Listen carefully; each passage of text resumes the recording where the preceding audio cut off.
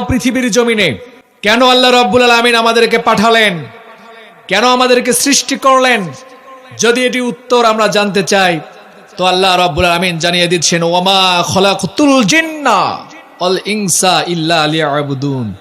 আমি জিন জাতি এবং মানব জাতিকে সৃষ্টি করেছি একমাত্র আল্লাহ রাব্বুল আলামিনের ইবাদত বন্দেগী করার জন্য, ঠিক কিনা?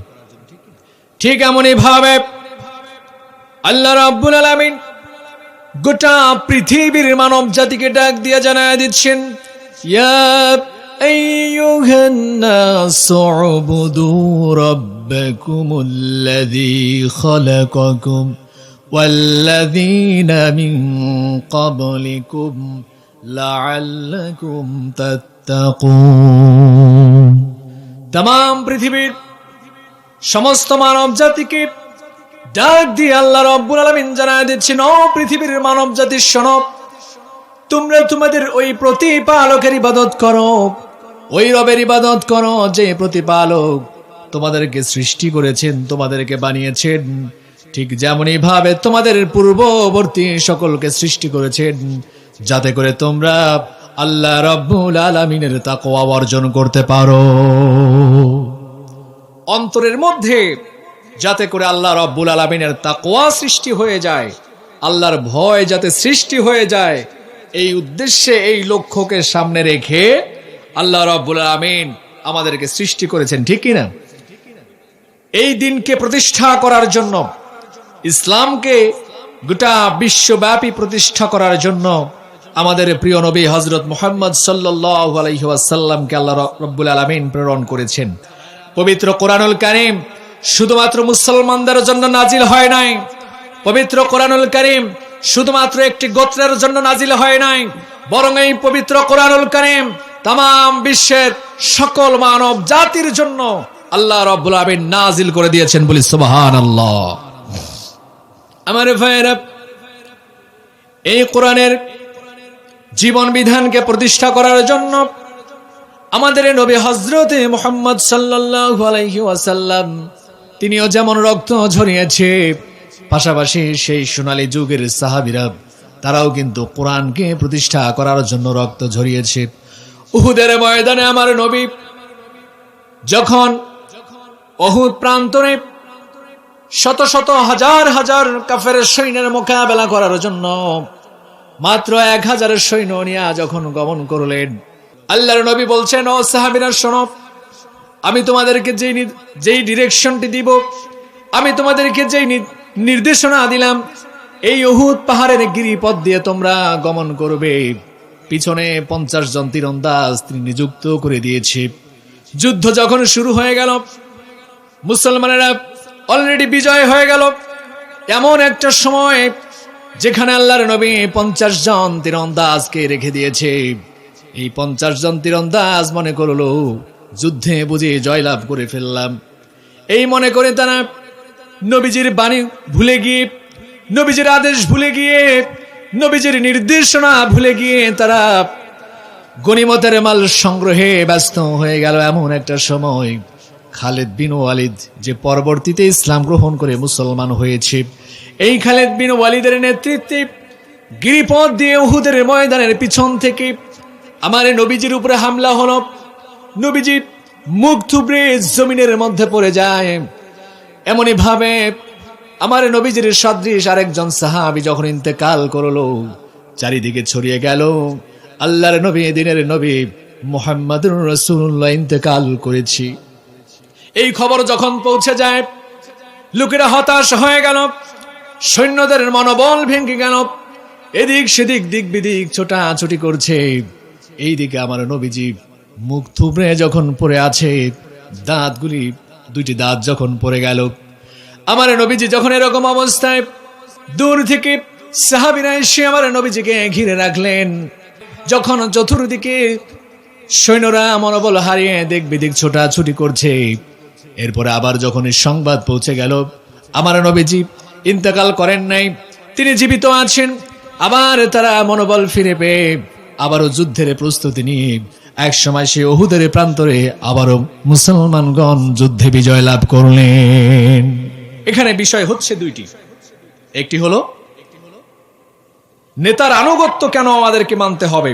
একজন নেতা যে আদেশ করবে, যে নির্দেশনা প্রদান করবে, এই আনুগত্য আতিউল্লাহ ওয়া আতিউর রাসূল। আল্লাহ রাব্বুল আলামিন বলছেন, তোমরা আল্লাহ এবং তার রাসূলের আনুগত্য করো এবং তোমাদের নেতার আনুগত্য করবে।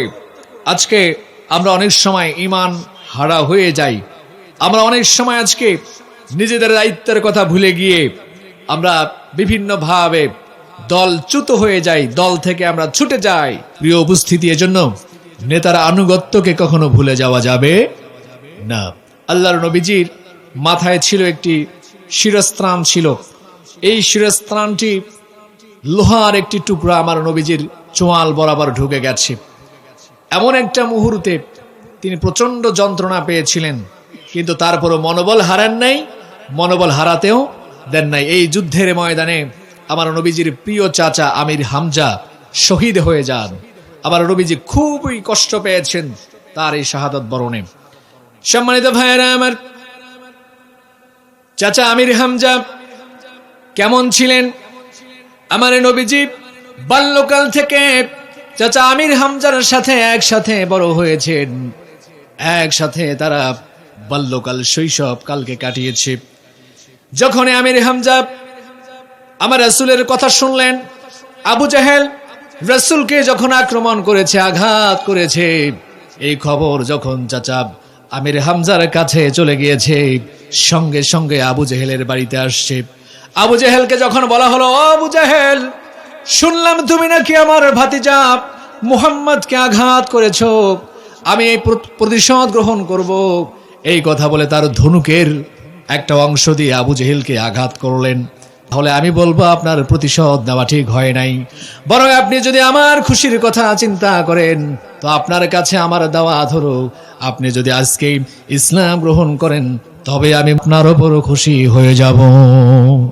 সারাটা রাত ব্যাপী হযরত আমির হামজা রাদিয়াল্লাহু আনহু রাত্রিবেলায় যখন তিনি শুয়ে আছেন, মনের অজান্তে কেউ যেন বলছে, এই দিন ইসলামের মধ্যে এমন কি পাওয়ার রয়েছে, এমন কি শক্তি রয়েছে যার জন্য এত মার, এত লাঞ্ছনা, এত জুলুম, তারপরেও আমার ভাতিজা মুহাম্মদ পিছপা হয় নাই। এই চিন্তা করে সারা রাত তিনি ঘুমাতে পারেন নাই। ফজরের রক্ত যখন হয়েছে তখন এমন একটা সময় তিনি মনের অজান্তে রাসূলের কাছে এসে বলছেন, ও ভাতিজা, আমি ইসলাম গ্রহণের জন্য প্রস্তুত রয়েছি, আমাকে তুমি কালেমা পড়ায়া মুসলমান বানায়া দাও। বলি সুবহানাল্লাহ।